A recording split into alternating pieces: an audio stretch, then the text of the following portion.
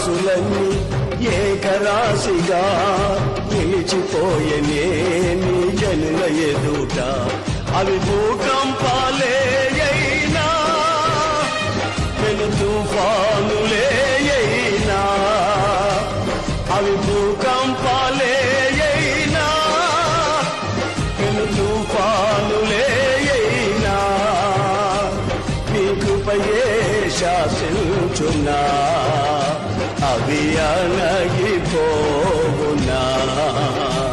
నీ కృపయే శాసించున్నా అవి అణగిపోవునా.